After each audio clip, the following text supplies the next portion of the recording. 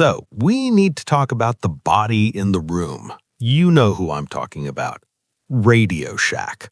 But okay, look, if you read the headlines or listen to the standard business school lectures, they'll tell you Radio Shack died because of Amazon, or they'll say it just got old. And frankly, that is complete nonsense. That is the sanitized version. The reality? Radio Shack didn't die of natural causes. It wasn't a murder. It was Radio Shack's cell phone suicide. This isn't just a story about a store closing. This is a forensic autopsy of how a company that literally, and I mean literally, held the keys to the personal computer revolution decided to voluntarily dismantle its own empire. We are going to look at the exact financial poison they drank. It wasn't incompetence, really. It was an addiction to the toxic economics of mobile phone commissions. By the end of this video, you're going to understand exactly how a 50-cent resistor and a greedy commission structure turned an American icon into a zombie that eventually tried to sell, cryptocurrency. Yeah, it gets weird.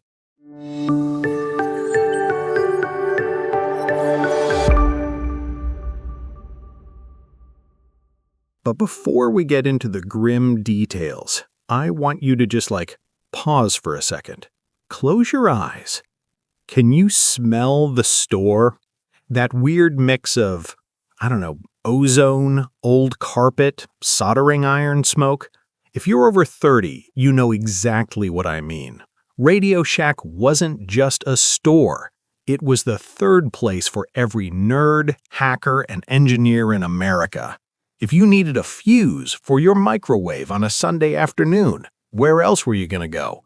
It was the emergency room for electronics. To understand how they blew it, we have to look at the guy who built it, Charles Tandy. Now, here's a fun fact that most people forget. Tandy wasn't an electronics guy. He was a leather guy.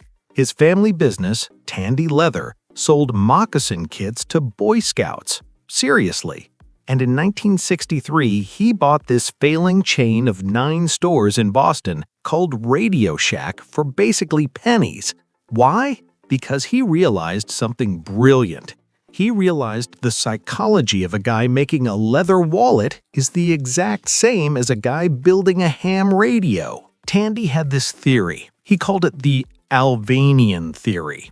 Sounds weird, right? But stick with me.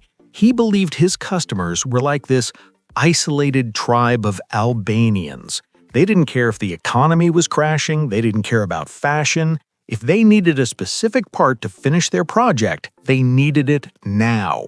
They weren't price sensitive. If a resistor cost 5 cents to make, Tandy could sell it for 50 cents. That's a 900% markup. And the customer? They'd happily pay it. Because, try finding a resistor at a grocery store. You can't. So Tandy did something ruthless. He kicked off the big brands. No Sony, no RCA. He filled the shelves with his own brands. Remember Realistic, Optimus, Micronta? Those were all Radio Shack private labels. This was vertical integration before Apple made it cool. They manufactured the stuff, they shipped it, and they sold it. They kept all the margin. It was a money-printing machine. And to get you in the door, they invented the greatest loss leader in retail history, the Battery of the Month Club. Come on, you had one of these cards. It was a red or gold cardboard wallet card. It gave you 1 free battery a month, like a single AA or 9-volt. The cost to Radio Shack? Pennies. But to get it, you had to physically walk into the store. And once you were surrounded by the walkie-talkies and the RC cars, you weren't just leaving with a free battery, you were buying a flashlight or a cable. It was genius. And in exchange for that card, you gave them your address. They built a massive database of American households decades before the internet existed. Okay, before we get to the disaster part, I actually want to try something. I want you to pause the video and look in your junk drawer. You know the one, the kitchen drawer with the rubber bands and the takeout menus. Do you have a Radio Shack part in there? A weird audio adapter, a gold-plated cable, a battery tester that hasn't worked since 2004? If you do, tell me what it is in the comment. I bet you 90% of you have a piece of Radio Shack's corpse in your house right now. Go, check. I'll wait. All right, we're back.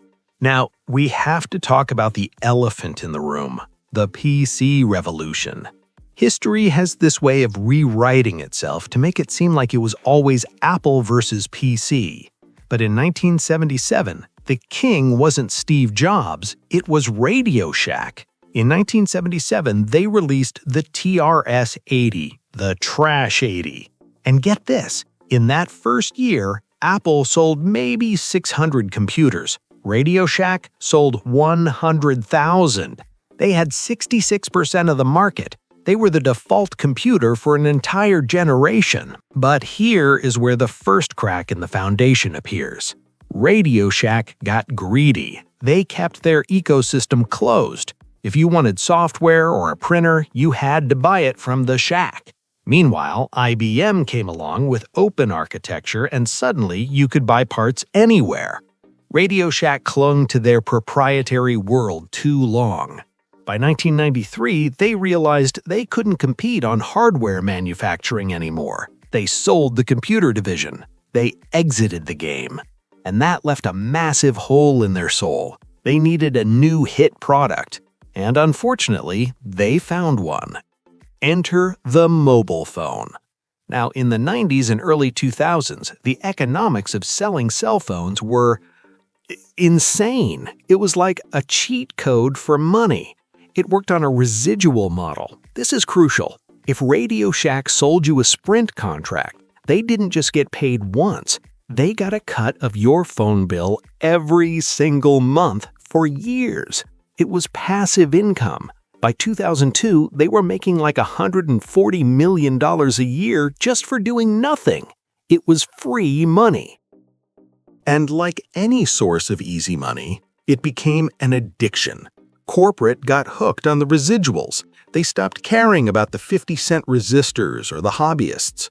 Why bother stocking weird fuses when you have millions of dollars rolling in from phone bills? This addiction started to rot the culture.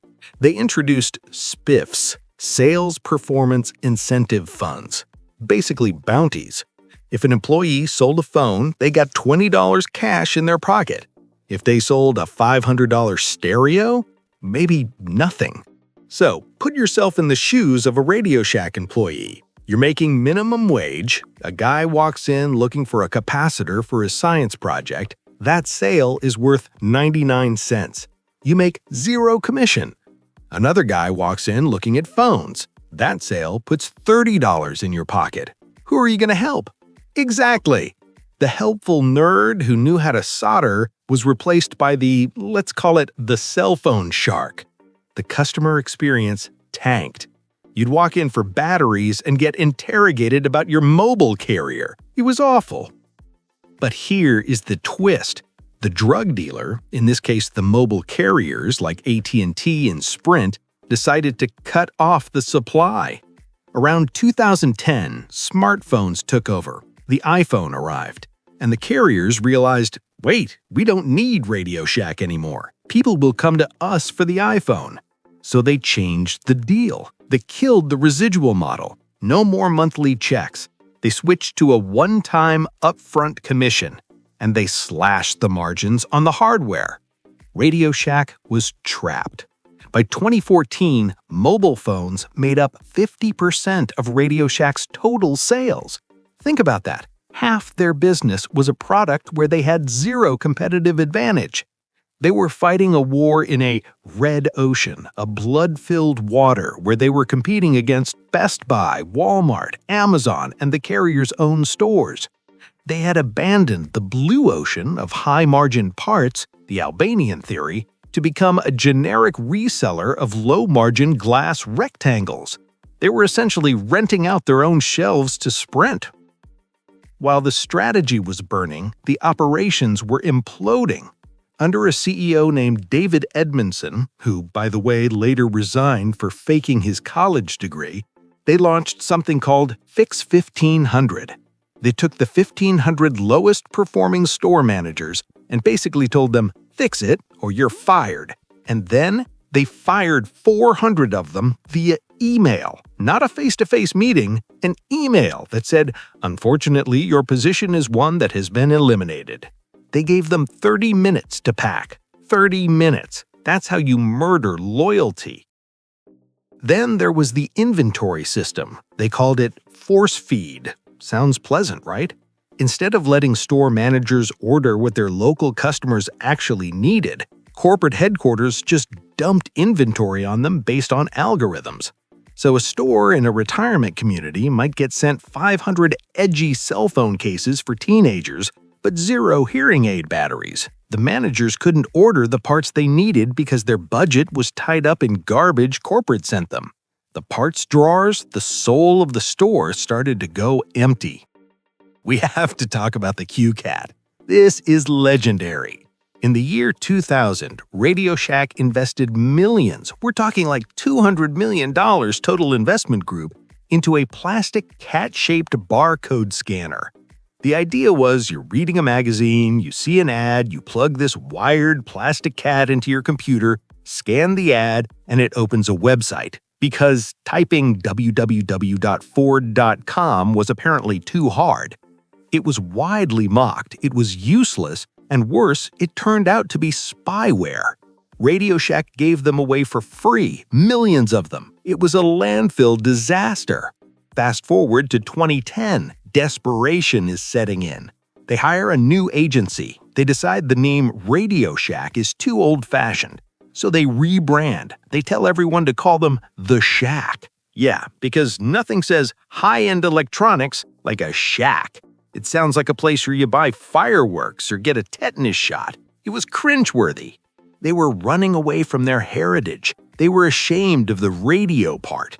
But the radio part was the only reason anyone trusted them. They had one last gasp, the 2014 Super Bowl.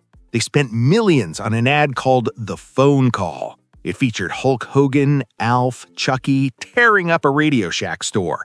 The tagline was, the 80s called, they want their store back. It was brilliant, funny, self-aware. The stock price jumped. But then people walked into the stores the next day, and guess what? The stores hadn't changed. They were still dingy, carpeted dungeons filled with aggressive phone salesmen. The ad promised a new Radio Shack that didn't exist. Marketing can't fix a broken product. The most tragic part of this whole story? The timing. Radio Shack committed suicide exactly when their original business was becoming cool again. The maker movement, Arduino, Raspberry Pi, 3D printing, a whole new generation of kids wanted to build stuff. Radio Shack was the natural home for this. They could have been the Starbucks of electronics, a place to learn, build, and solder.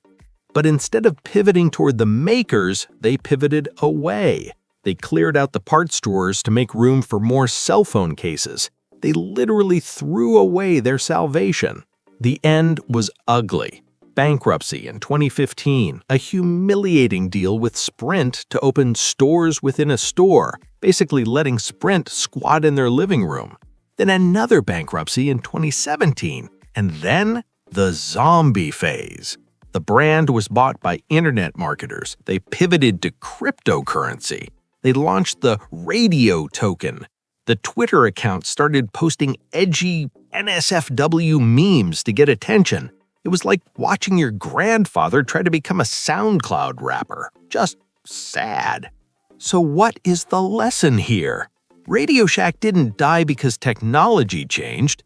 It died because they abandoned their niche. They stopped serving the Albanians, the hobbyists who loved them, to chase the masses who didn't care about them. They traded high-margin parts for low-margin phones. They got addicted to bad revenue.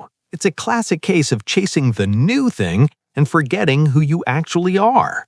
We might never see a store like the old Radio Shack again, a place where you could walk in with a broken toy and walk out with a part to fix it for under $1.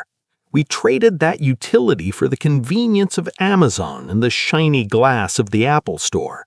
And maybe that's progress, but man, I miss the smell of that ozone. Thanks for watching. If you enjoyed this autopsy, hit that like button so the algorithm doesn't kill this channel too.